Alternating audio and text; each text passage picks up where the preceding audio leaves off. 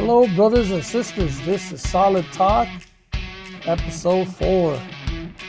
And November, where have you gone? It's almost gone. That's right, November is almost gone. We're already like in the third week. By the time you know it, Thanksgiving's here. The month's over. Well, let's get into it. So, obviously, November's real busy for us and the Teamsters. Everybody that's a truck driver, everybody that's a delivery guy, we're all running pretty hard right now. So if you ever see a Teamster out there and he's in a bad mood, it's probably because he's been on like a 7th or 8th day straight. So it's obviously it happens, right? So let's just get the job done and be safe out there, right, fellas? So we appreciate that there's a lot of guys that are working really hard to deliver groceries, right? Guys from Ralph's, guys from Staters, guys from Albertsons, guys from Gelson's, even the guys from KV, the guys out there from all these different places that deliver food to the groceries. The guys from used to be Unified. Okay, those guys, Oomfy, I think it's called, or they're delivering hard too. All union Teamsters out there delivering really hard. And it's very commendable to be a hard-working Teamster. Okay, regardless of what the public might think, we're very hardworking people. Now, it's very important, brothers and sisters, that we just continue to be very respectful to each other. You know, be out there, say what's up to each other, because it's what keeps this brotherhood strong. You know, give each other that nod. Hey, what's up? You know, it's a brotherhood. You know, let's continue it. I've seen many brothers out there from different locals working their butts off. You know, guys from the soda, Coca-Cola, Pepsi, 7-Up, you name it, they're out there. The beer guys, you know, some of them are busting their booty. You know, there's some that are not union, you know, where they're still having a hard time coming around to us, you know, but they'll come around. You know, the guys out there from Southern Wine busting their butt out there, you know, delivering that hard liquor, You know, that's a heavy duty work right there. You know, speaking of liquor, let's start off giving a big round of applause to the fellas in Florida from Local 79. Okay, they were on strike to get a new contract over at Breakthrough Beverage, and they got it done. They holding it down up there in all those different towns and cities in Florida. I know Tampa, Fort Myers, I believe. Might have been Orlando as well. Many more, if I forgot, I'm sorry. But those guys hold it down at Local 79. They fought. They walked the line. They went toe-to-toe with that corporate juggernaut, and they won. They got their contract, their favorable language, their favorable pay, their retirement package, and obviously they won the battle. So congrats to those fellas. Now, also, big congrats and shout out to the guys up north, Northern Cali, Local 439, for getting that Sigma deal done. And they got it done. You know, they also got a couple other deals done. Not big companies, but smaller companies, and they got it done. Because that's what you do when you fight for your members. You fight with everything you got. You know, you don't take no for an answer, and you definitely want to fight like your life depends on it, you know, for your members.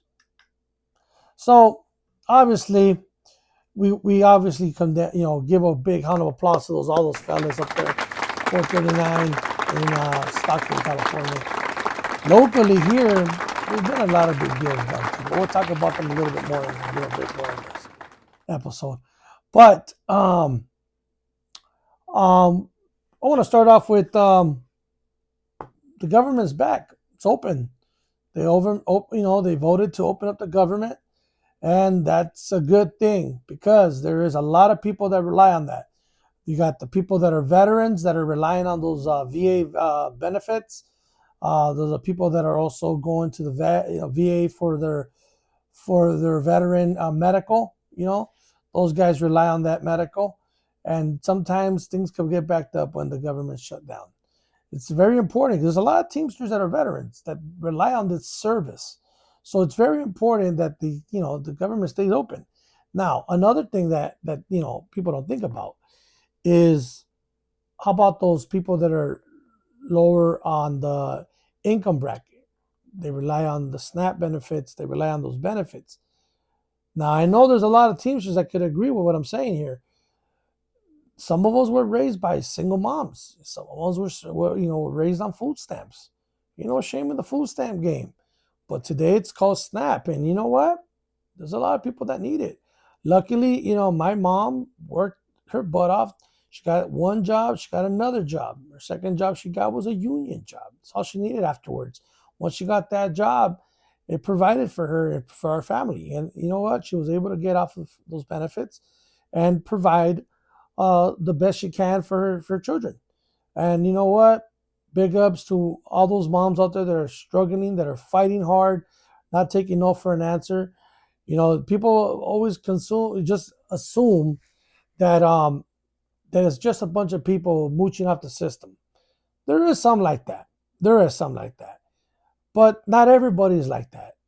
There's people that need the services. They really do need it, you know. So it's very important that the government opened up to provide those services for the people, you know. Whew, got a little bit more lighting. So it's very important that the government is open to provide those services for its citizens that need it. You know, not everybody's in the same life. Not everybody's doing well. Not everybody's doing has a union job. But to those parents that needed it, it's good that this is open for them, especially before the holidays. Okay, and it's also good because the NLRB is open. The NLRB, National Labor Board, they're open to listen to grievances, to people that are going to be going there for arbitrations, because you couldn't get to a decision at work and you need them to hear it out. Obviously, that's what happens sometimes, and it's normal. It happens. Um, what's good? They're back. They're open. Now, another thing, it's very important to understand that the government does this all the time. It's a political football. They do this with the football every year, and it's one of those things that as citizens we don't know when it's going to happen or who's going to happen. Every president has this problem. Democrat, Republican, even probably Ross Perot would have had it if he would have became president as an independent. But it happens. Every president, every party has this problem. So it's very important that we just let the government do its thing. And then, when you vote, vote accordingly. When you vote for something that you believe in and believe in is going to benefit your family. Now, moving on, let's talk about the 5 most important things that any new union member should know. At least with us, with the Teamsters, here's what we believe what I believe. Not the Teamsters, but this is what I believe. My personal opinion, based on asking a lot of other fellow Teamsters, this is the 5 most important things that a Teamster should know. Number 1, what is a union? A union is a collective of you and your coworkers as a bargaining unit together. You guys gather together when you vote for contracts, you bargain together. For your labor is pretty much what you bring to the table, and the company will say, okay, so we're your labor, how much is it worth? Pretty much together you bargain together. Okay. Now, if it was just one guy bargaining for his benefits, he better be the best, because a lot of times these companies will be like, get out of here, and they'll replace you. But if you're a whole unit, there's 600 of you and your buddies driving semis. Good luck finding 600 of us to do that for you. It's a little hard. But, hey, don't put it past them. They'll try anything. They'll call guys from out of state if they have to. But that's why strong unionship is you together. That's what a union is. It's strong together, bargaining together.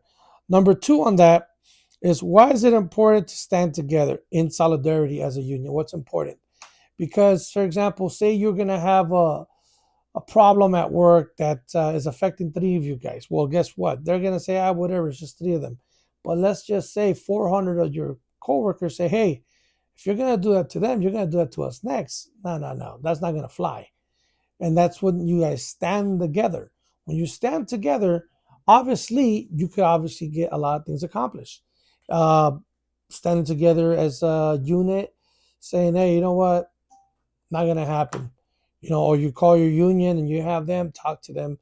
And a lot of times it gets worked out because they don't want to mess up the workflow. They don't want to have all these guys say, you know what, screw you, we're going out, we're rocking out, or whatever it may be. That's why it's important to stand together in solidarity. If you're on the strike line, stand together in solidarity with each other. Even if you and that guy, a coworker, don't like each other, it's important to always stand together. Standing together is very important. Um, why is a strike party to get? Why is a strike a part of getting a new contract? It's very important that you understand that a strike is just another tool in a negotiation, in the bargaining. Um, you necessarily don't want to have a strike, but if you must, because say both sides of the table haven't agreed on the terms, there's probably a number as far as financial or benefits that they're trying to take away, and the union saying not today. Well, guess what? You do a strike, and then you take a strike vote, and all the members, your coworkers, will vote on it. Majority will win. If say 90% says yes, 10% says no. Sorry, 10%, you're joining us outside for a strike. So when a strike is issued, the way it works is that it's not initiated by you and your coworker. I mean, as far as voting for it, yes. But when your union shows up, they got the strike vote in hand. They will give the company a few more days to talk. Once they meet a place where they cannot cross that bridge anymore of talking, they will say, you know what, we're going to take a strike and we're going to take our people out. So they will come into your workplace. For example, you work in a warehouse.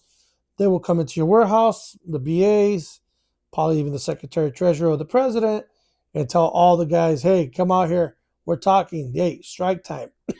Everyone will walk out, and it's pretty much telling the company we're striking now. And then if you're a driver, it's the same thing. They will tell the trucks coming back in, park the truck, we're on strike, get outside. So everybody will come back to the yard, bring their truck back. Even if you're not done, they'll probably tell you to come back to the yard. It's time to strike. That's how usually it happens when a strike goes down.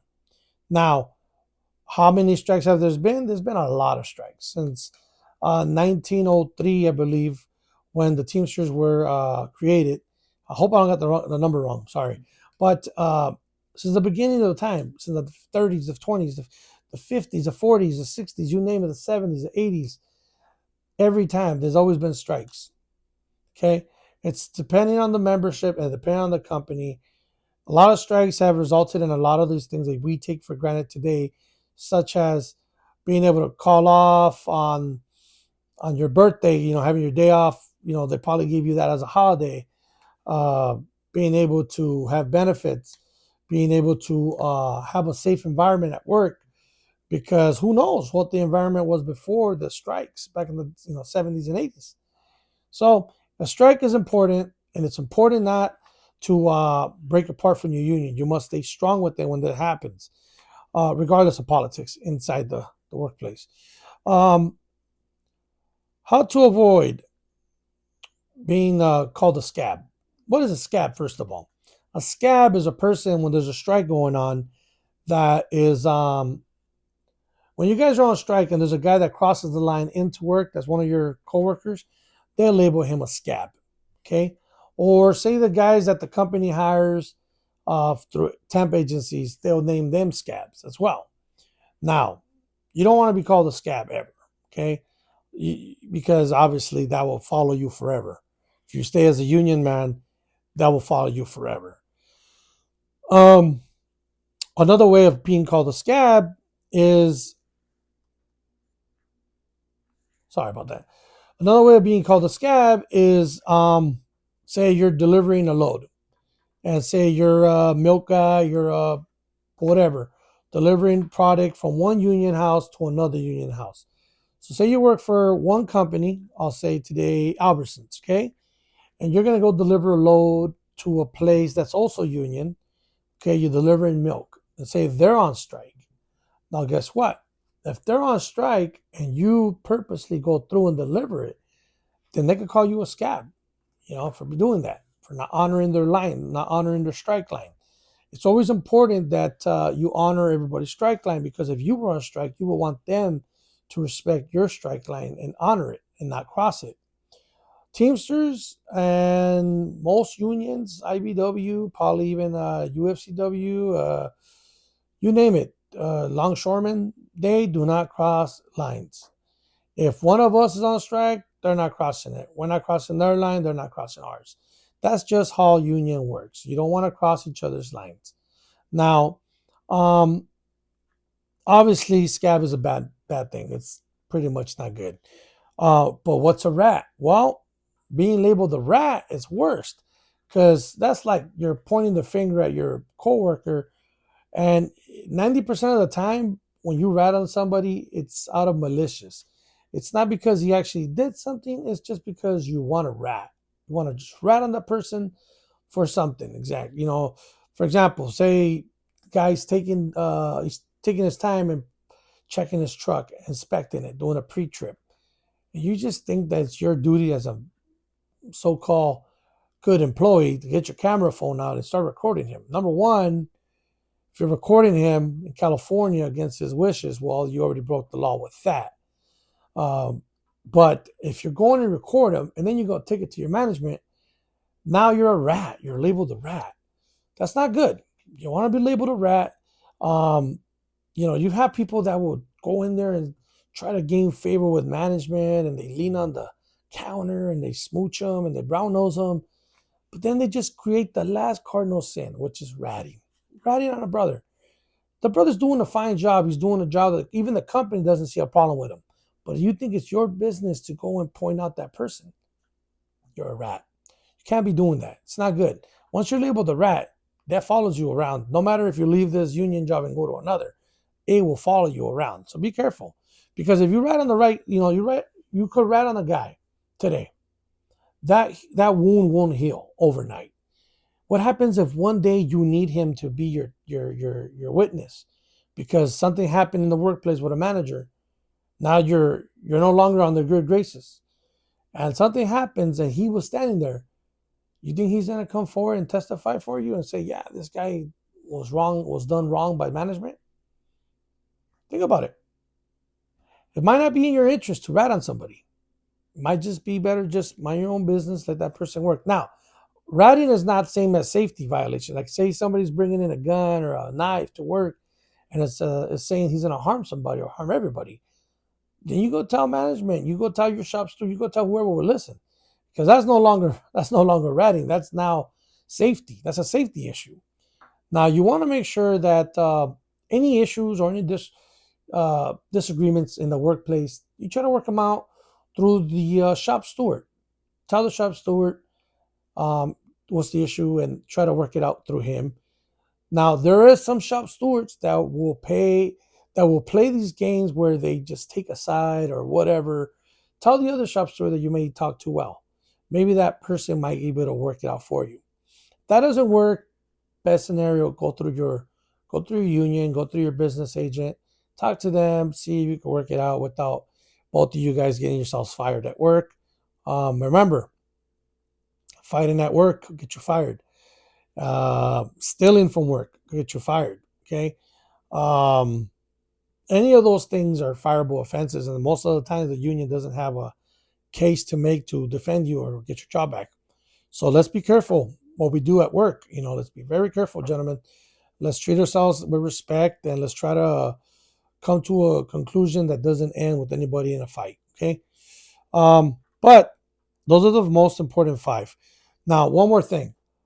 Talking about solidarity. Okay, when you're in solidarity with your brothers. Okay, that's number 3 there. Number 2.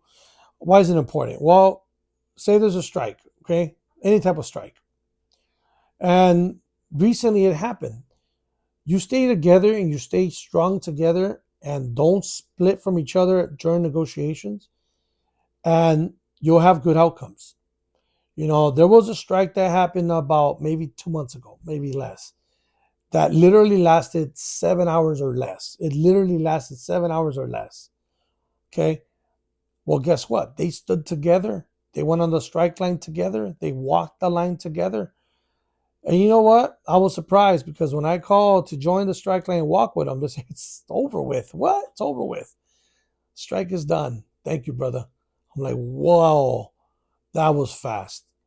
Big kudos and you know what? Props to those fellas from 630 over at Altadena. They fought. They got back their benefits. They got back their pension. They got back their medical because the DFA, the new owners, made a deal with 630 and they got a good deal done. And you know what? That's big because a lot of times when you lose your pension, your medical, all that stuff, you ain't getting it back. And you know what? 630 and the boys over there, their chairman got the deal done. Did a good job for their members, fought like hell to get this done for his members. And you know what? It's very commendable. It's very strong leadership that does that. And you know what? A lot of contracts come up and members start picking at each other and fighting with each other, and you can't do that. You'll never win. You'll never win. Only the company wins like that. Now there's another deal going on right now that everybody, most wives, I could guarantee you, most wives shop at this place. Okay. Well, guess what? In the morning, you have your coffee, okay, from a certain place. Won't say no names. Well, they're dealing with the strike with their own employees right now from the baristas. And then they're possible another problem going around in the back end. Okay. Now, the drivers that deliver that milk, deliver that food, deliver all this good stuff, they're hardworking men. And I should know because I worked there once. I worked there for going on 4 years almost. It's very hard work. You're running with a dolly. You got 15 stops. You're running hard all night. And, those guys deserve every nickel and dime that they get. Nothing is handed to them. Nothing is given to them. I mean, these guys bust their hump every night dealing with, you name it, some of these homeless guys on drugs out there, dealing with people always parking in the handicap spot right in front of the store at 1 a.m. for what? To use a Wi-Fi? Come on, get your Wi-Fi and go home. Get out of the way. These drivers are busting their hump every night. You know what? Who I'm talking about? Those guys over there, QCD. Those fellas are working right now to get a new contract. And they had their practice strike recently. And I tell you this, if they went on real strike today, they would probably get a deal done. Because you know what? These guys are strong workers. Finding guys like that, good luck. Good luck finding those type of guys to run that stuff in. Well, these guys are not walking stuff into a walk-in. These guys are running stuff into the fridge, putting it away by hand, putting the pastries away in the freezer. I mean, they're rotating the milk. I mean, these guys bring in the syrups, the coffee. That's heavy stuff. Real backbreaking. And trust me, it's not for the weak. That's a very hard man's job right there. I'll tell you right now, fight, fight, fight like hell. To all those Teamsters that work at QCD, from Local 630, you fellas, fight, fight, fight. Get your contract. Get what you deserve and get it. Because you know what? The rest of those Teamsters, if you go on strike, we obviously will honor your line. Okay? We will honor your line. And, brothers, let's continue to fight to get the right contracts, the right protections, the right working conditions, so that every brother is safe at their job place, go home to their family, and not have to worry about that. Some people work in dangerous places. If you work in a coal mine, that's a dangerous place. If you work in a place where they make stuff with acid, rims, stuff like that, that's a dangerous place, dangerous work environment. So definitely fight like hell to all you guys over there at QCD. And anybody else that has a contract coming up that wants to get the message out, drop a message, DM me, drop a message. All locals are welcome here. We just talk about general unions politics, okay? General union politics, news, laws, changes, and anything, okay? What else? Let's give a big shout out. Big shout out to our brother that got his job back on his own. Okay, he fought like hell to get his job back.